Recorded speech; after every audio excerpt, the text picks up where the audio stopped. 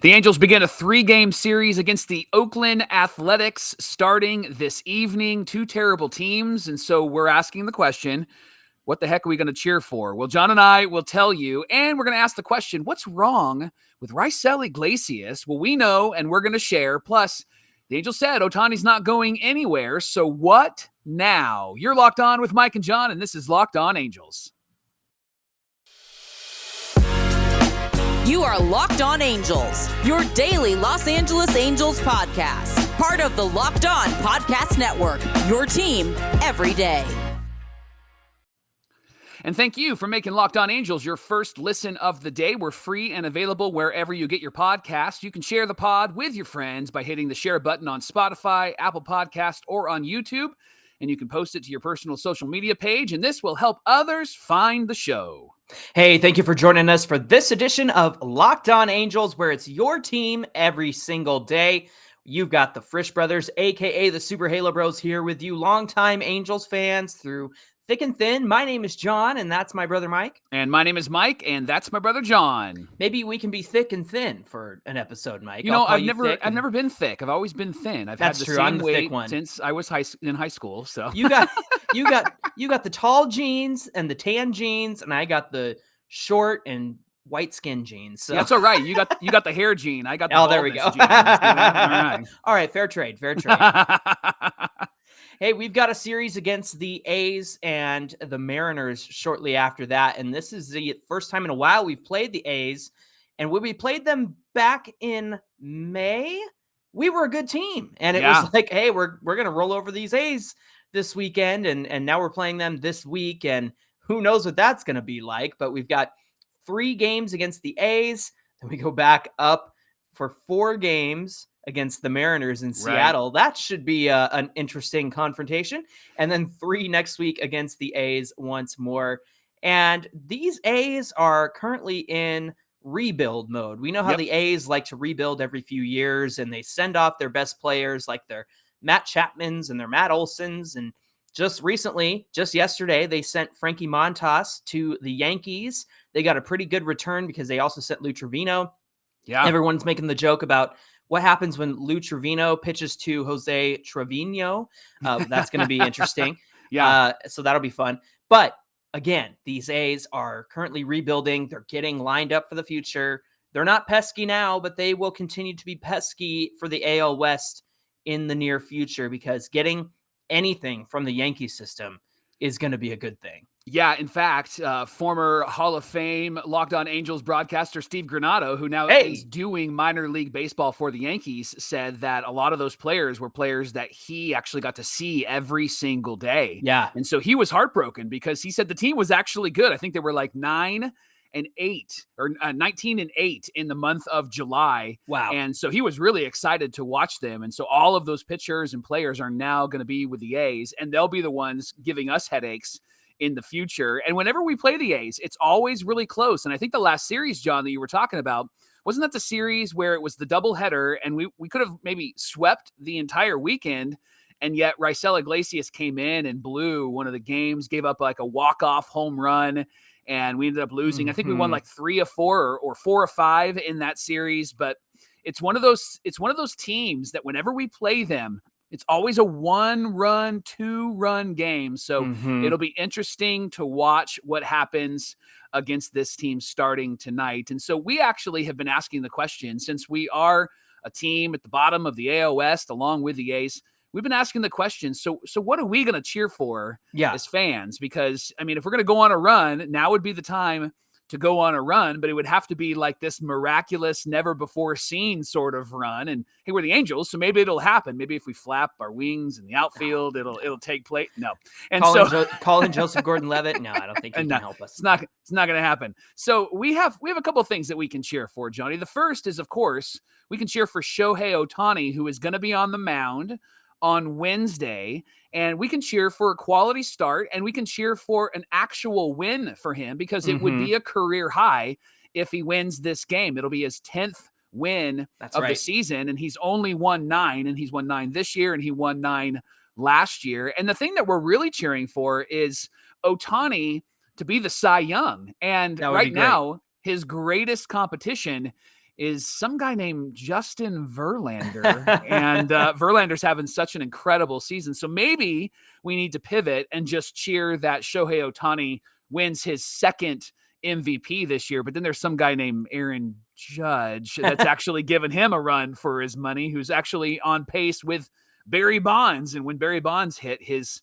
70-plus home runs and broke the single-season record. So we're cheering for Shohei. I want to see him get a win. I want to see him be in Cy Young contention and MVP contention. So he's pitching on Wednesday night. And then Thursday, John, your boy, Jose Suarez is on the mound.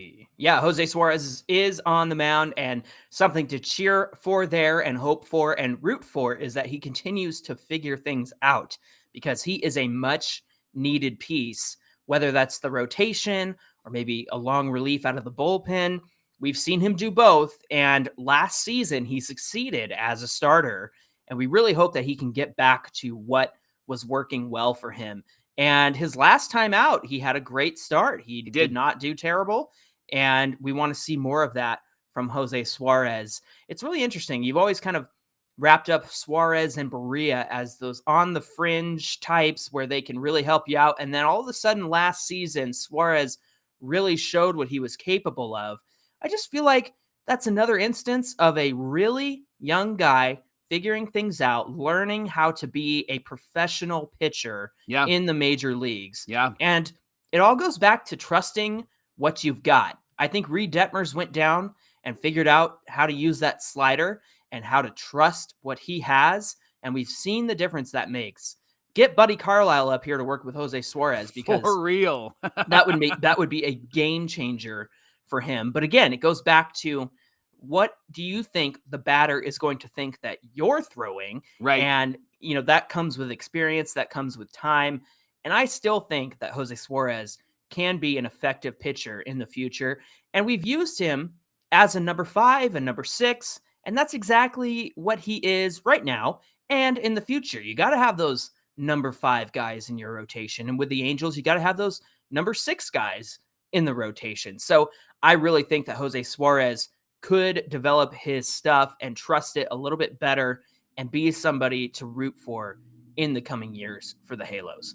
Well, tonight's game is an interesting start, because Frankie Montas was supposed to be the actual starter for the A's. That's not going to happen again. Right. And then Noah Syndergaard is, as of this recording, is our probable for tonight's game. And so we'll see if that actually rings true. We'll see if it actually happens. I feel like from this point, we've got about 24 hours where this episode will be outdated if Noah Syndergaard gets traded. So what do we want, John? Here. What do we want? Do we want to be outdated, or do we want Noah Syndergaard to be traded? Tell me what you want.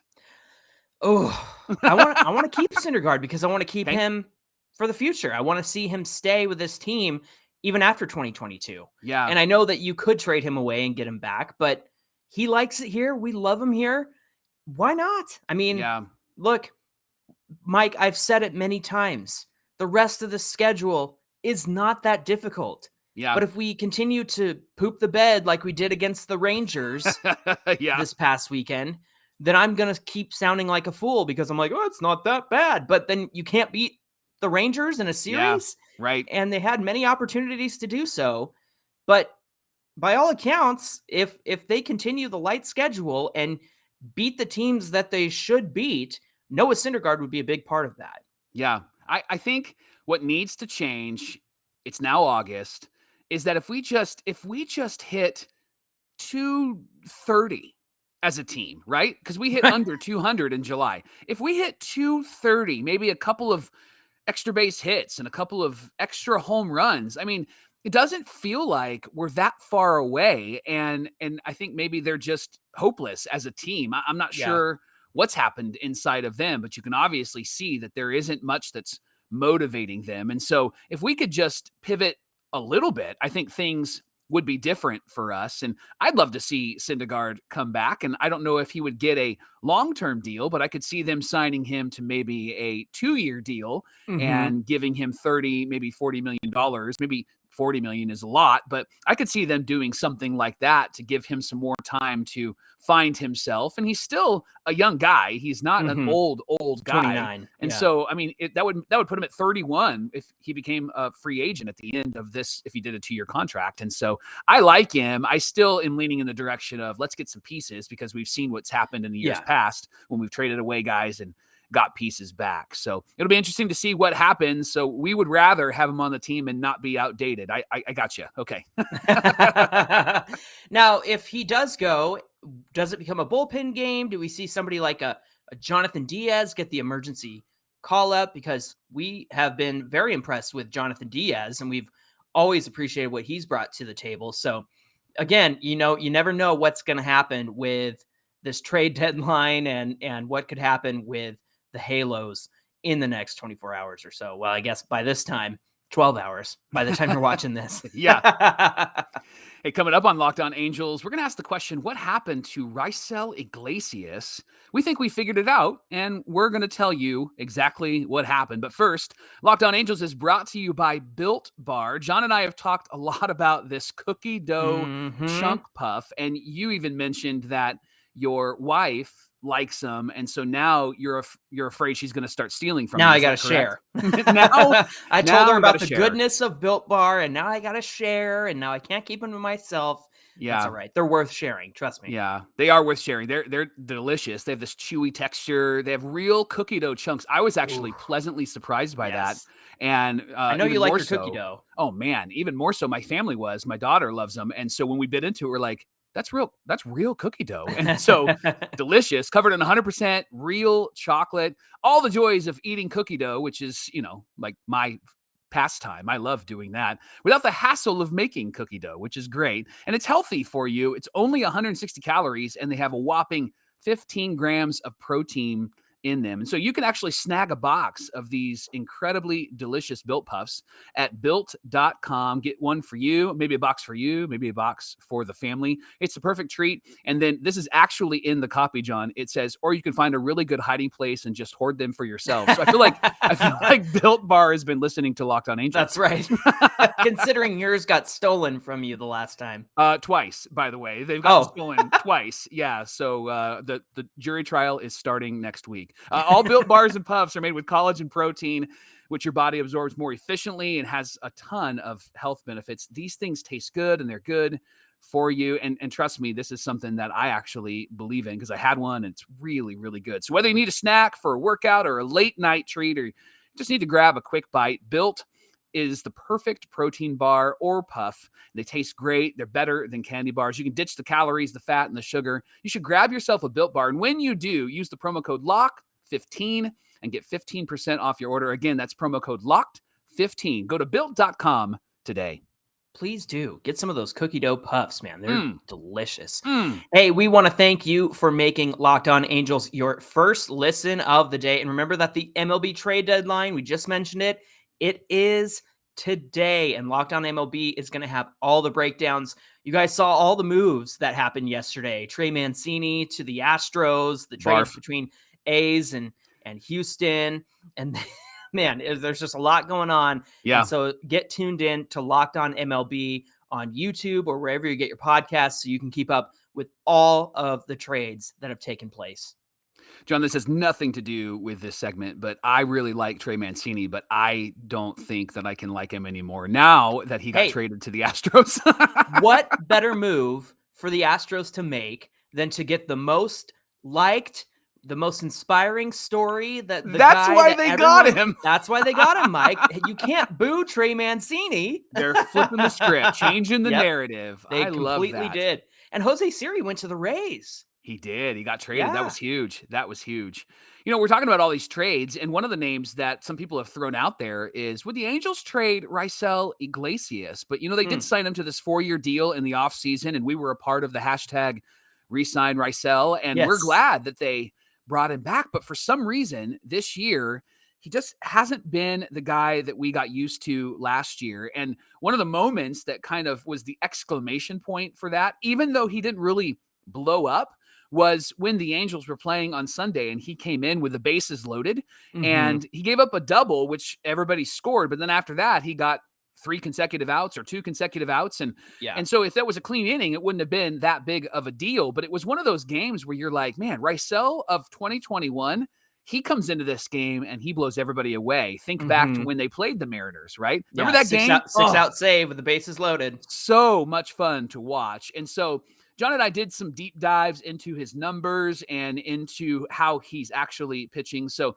John, I want to share a couple of numbers first. He has 3 blown saves this year. Now, that doesn't feel like a lot, but yeah, he has come in games where it really hasn't been a save opportunity or it's been tied. And so last year, he only blew 5 saves. And get this, didn't blow a save after June of 2021. Oh, wow. So he was really, really good. His whip last year was under 1, so 0.93. That's so walks a ninth per inning. 9/10 of a person would get on base, which is excellent, right? And then listen to this year; he's almost a full point up. He's 1.07, and so that's a big difference. And there's your walks or there's your hits, that extra guy on base, and maybe why he's been struggling. Last year, exit velocity off the bat when he would pitch, the hitters would make contact, was 86.2 miles per hour, which is great. But this year, they're up 3 miles per hour, 89, almost 90 miles per hour off the bat. So they're squaring up some balls. They're barreling some balls. They're hitting him pretty hard. And then the hard hit percentage in 2021 against Raisel was 33%. This year, 35%. And I know that's only 2%, right? But that's a big difference. And then the expected slugging, this is where I think things begin to change a little bit. The expected slugging percentage in 2021 was 331. This year, it's 399, almost 400. Wow. So 40% of the time, they're expecting an extra base hit off of Raisel as opposed to that 331. Interesting. Yeah. And then his ground ball rate last year was 40%. So most of the outs he got were on the ground, or the balls that were hit were on the ground. This year, 31%. So that means he's given up a whole lot more fly balls. And we've seen that even in the games that he saved. I know that when he saved the game on Saturday, when the Angels did come back, like there were 2 outs and it was Sierra that was at the wall and he made the catch and everybody was holding their breath. And so I think some of those numbers indicate why he's struggling a bit. Batters have been able to barrel some balls. They've been able to get the balls in the air. And they've been able to get extra base hits, and they've been hitting really hard. And then Raisel has actually allowed more base runners than he did last year. And that's always going to come back and bite you. But something you've talked about on this show, and you and I've talked about off the air, is like his velo and his arm slot. So talk a little bit about what you discovered, John. Well, let me just say in regard to the ground ball percentage, Mike, the other day when he came out and gave up that double, now he only threw 9 pitches. But you know what he didn't throw once? The sinker. And that's a huge pitch for him. And that sinker sits about 95, 96. He can ramp it up if he wants to. But normally that averages about 95 or 96. Didn't use it once on Sunday. And so that's where the lead went. Yeah. But listen to this. He used the changeup 6 out of 9 pitches. He threw 9 pitches. And this is what gets me. So if you take a look at his arm slot for the fastball and for the changeup, they're really in the same spot, which is the goal, right? You want to throw a changeup and make the hitter believe that it's going to be a fastball, and then they swing early and they swing right through it. That's what makes a changeup effective. But on Sunday, that double he gave up to Ezekiel Duran of the Rangers, that changeup sat at 90.9 miles per hour. Now, he did have some changeups that were about 86 in that game. But here's the thing. The fastball to Cole Calhoun, it was a regular four-seam fastball. It induced a flyout, and that was 93.8. His average fastball, again, the sinker and the four-seam, 95, 96. We've seen him ramp it up to like 98 before. Yeah. And so that velo is down. And then you know what happens when the fastball velo goes down? You have a difference of 93.9 for the fastball to 90.9 on the changeup. That's only a 3 mile per hour difference in his pitches. And so you're not fooling anybody between your fastball and your changeup. In fact, that's a hard Jared Weaver ding reference. that's a hard Jared Weaver fastball, 90.9 miles an hour. Right. It almost feels like a batting practice fastball, right? Like, Yeah. I mean, you're getting up there. That's hard, but that's a ball that you can manage. And Duran did. He was able to swing and get a double and knock in those runs.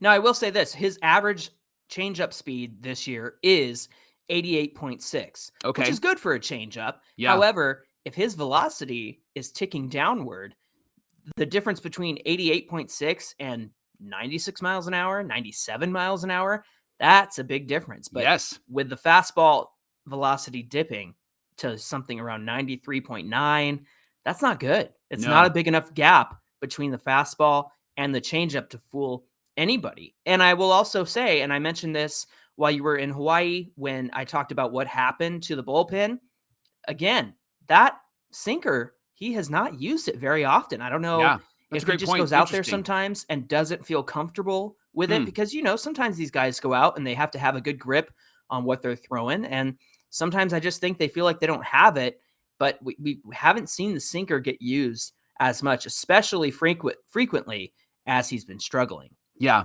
So the question we asked is Raisel fixable? And so in one of the ways that we've looked at these numbers, we actually looked at like a season where he did have a really bad season. He's only really had two bad, and they're not bad, but two bad seasons. The last bad season he had was in 2019 when he was with the Reds. He went 3-12, and the Reds weren't good. His ERA was a little over 4, and he had a career worse WHIP 1.2, but then he recovered in 2020. He went 4-3 with a 2.7 ERA, and his WHIP went back under 1. And so Raisel, I think, is fixable. I think there are some things that need to be adjusted, and maybe like Jared Weaver, he can slow down his changeup. That's what I loved about Weave when he was on our team is even as his fastball velocity went down, he went to that like 12-6 curveball that was really hard to hit. And then it just is a matter of where you're placing the pitches. And so Raisel might need to learn how to be a pitcher instead of a thrower as we move forward if the Angels keep him, which I think that they will. But I think the bottom line, and I believe you agree with me, is that it's just been a bad year and a bad team. Right? Yeah. And, I go back to the beginning of 2021. Remember, he didn't have some great outings at the beginning of the season. And I remember he tried to throw to third when he should have just gone to first, and he lifted over Rendon's head. And it was like, bro, what are you doing? Yeah. And so a lot of people were not impressed with him when we started the season, but then he turned it around and had a great season. In fact, so many people wanted him in the offseason. It was great that he returned to the Angels, but I'm with you. I think it's a bad year on a bad team, and nobody can seem to fix the problems with the Angels. How the coaching staff, any of those guys hitting and pitching still have their job. I mean, get Buddy Carlisle up here to work with Raisel and figure things out because he did it with Reed Detmers. I mean, we're going to have to get Buddy Carlisle t-shirts or something like that. Hashtag Buddy Carlisle, because he's fixing everybody on this team. And honestly, it's so frustrating that the coaching staff cannot seem to figure out what's going wrong with the Halos. So it's not just Raisel struggling. It's really everybody struggling. And it is a shame because Raisel is worth what we gave him. And I know that 4 years is a bit risky because that fourth year, this is the kind of stuff you would expect in the fourth year. But after what he did in 2021, there's no reason why he can't get back to what he was doing last year for the next 2 years. Well, it is trade deadline day, and the Angels have announced as of yesterday that they are not going to trade Shohei Ohtani.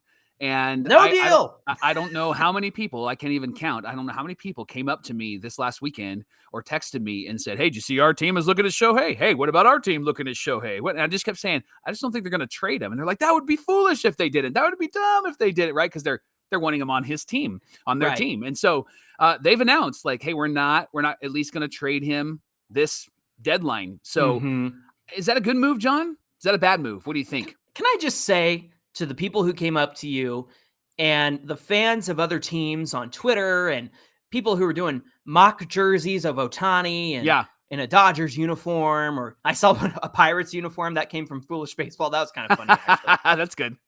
Let me just say something really fast. Go for it.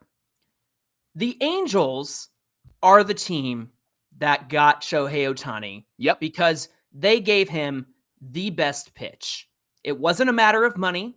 It wasn't a matter of what can you do for us. It was what can we do for you? Yeah. It was like the college recruitment process where you're trying to get the best star out of high school to come to your college and play for you. And when Shohei came here, they gave him the chance to be a two-way player. That's why he wanted to be here. Yep. And the Angels gave him the best pitch. Now, in 2018, Shohei pitched and he hit, and then he had Tommy John surgery. Where were you guys in 2019 when he didn't pitch at all? Where were you guys in 2020 when he came back to pitch and he couldn't get out of the first inning in his first start in over a year? Yeah. Where were you guys in 2021 when everybody said, oh, can he sustain it? And then he went on to win the MVP. Where were you? Where were you and your fan base and your team? Because you know what? Everybody thinks they're entitled to Shohei Ohtani because he's a once-in-a-lifetime player and they need to get him off the Angels because they aren't doing anything with him. You know what? The Angels were the ones who gave him an opportunity and he said yes to it, and they were through it thick and thin with him. Angel fans went through it thick and thin with him. We had to go through the heartbreak of Shohei Ohtani has to have Tommy John surgery. We had to go through the heartbreak of, oh, he's not going to pitch this season. We had to go through the heartbreak of, oh, he can't pitch in 2020. It's not looking good. So we get to enjoy MVP Ohtani in 2021 and probably MVP Ohtani in 22 and maybe even next year as well. So the fact that he's off the table, I'm sorry to you and your team, but we've been through it. Angel fans have been through it. Shohei's been through it. So we get this, and there's a reason why, because we stuck with him and we stuck with it. End rant. Oh, I love that. Did Colin Cowherd take over for my brother on this show? Because that was good. Shohei Ohtani's not a backwards hat kind of guy. That's good. Listen, you make a really great point, and so I'm going to throw something at you that I've been thinking about that I saw happen yesterday. Austin Riley signed a 10-year, $212 million He's on my deal, fantasy team. Yeah, with the Atlanta Braves. And so the Braves are really stockpiling some great players. Now, he is younger than Shohei, but Johnny, I'm going to throw this out there. I will not be surprised if the reason why the Angels are not trading Shohei is because they are in the midst of negotiations. And I would not be surprised if we saw Shohei sign some sort of deal or some sort of announcement comes out that they're close to a deal with Shohei Ohtani. And I would not be surprised, John, if it's a 10-year deal and the numbers match what Austin Riley got. And I know that people are going to be like, no way, it's only like $20 million a year and all that stuff. But I think that Shohei likes Anaheim, and I think he loves this organization. And to your points, I think that he was won over. I would not even be surprised if maybe they gave him a 5-year deal and it was like $200 million or maybe $300 million. I think it's not going to be this long-term thing. I think they're going to give him 3, 5, or maybe 10 at the most. And I would not be surprised by that. Now, I might sound ridiculous, and if you're on YouTube and you're watching this, you can put your comment in and say, Mike, you're ridiculous, and I can take it, all right? I'm confident in who I am. But I think, to your point, I think Shohei really likes it here. The Angels have won him over. They've allowed him to dictate what he does. Notice he hasn't taken a day off. Notice he's not out of the lineup when he fouls a ball off of his thigh. Notice that he's still hitting and pitching, and then even after the day that he pitches, he's still in the lineup. I think that has won him over, and I think what he said publicly is what every ball player is going to say publicly, and I think Mike Trout has influenced that because Mike Trout would have said the same thing. I'm with the Angels right now. I love this team. I love this organization. I love my teammates. That's the perfect thing to say. I just hope that Artie Moreno goes, I'm signing this guy, and then Perry, let's get some pieces around him. And I think Perry's got some high hopes that the team that we were early on is going to be the team that we're going to be next year with a few new pieces in play. I think that Shohei is in the midst of negotiations and that he will be on our team for at least the next 5 years. End rant. I like it. I like it. Listen, he goes into arbitration in the offseason, so they are going to have to negotiate a new deal for the next year. And that could be 20 plus million because of how much value he brings to the team. So Right. if you're going to go that far, you might as well sign him for a few more years after 2023. But also, I had this conversation a million times over on Twitter yesterday. If Artie Moreno wants to be the businessman that he thinks that he is, you got to spend money to make money. And you got to spend money to put a winning team around Shohei Ohtani if you want him to stay here and continue to bring in revenue for this team. If you want him long term, then you got to win in the short term. And the way that you win in the short term, at least the Angels version, is to get an actual shortstop to play shortstop in the offseason, is to get possibly 2, maybe even 3 more starting pitchers in that rotation. You've got to make some upgrades in the offseason. So if Artie Moreno wants to keep Shohei around for the long haul, then he's going to have to spend money in the short term to keep that Ohtani revenue in the long term. It's hot takes like this. It's the reason why you tune into Locked On Angels. I know. That's why you're here, right? And so thanks for making Locked On Angels your first listen of the day. Now make your second listen the Locked On MLB podcast with MLB expert Paul Francis Sullivan. Brings humor, passion, and his unique perspective on every team and shares some of the biggest stories from around the league. So you can follow the #1 daily league-wide podcast, Locked On MLB, on the Odyssey app, YouTube, or wherever you get your podcasts. All right, if we said anything out of line that offended you or that you disagree with, you can reach us at Locked On Angels or at Super Halo Bros on Twitter and Instagram. The dangerous invitation, Jonathan. That's right.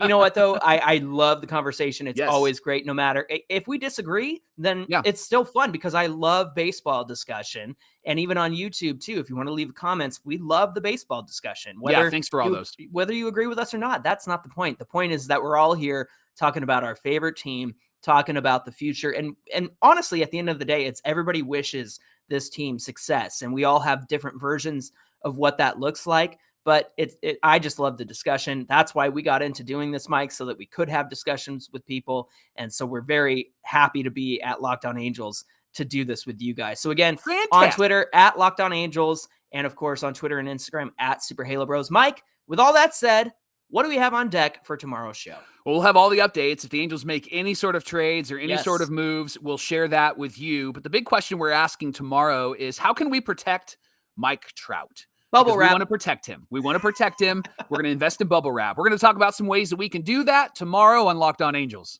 All right. We appreciate you making Locked On Angels your first listen of the day.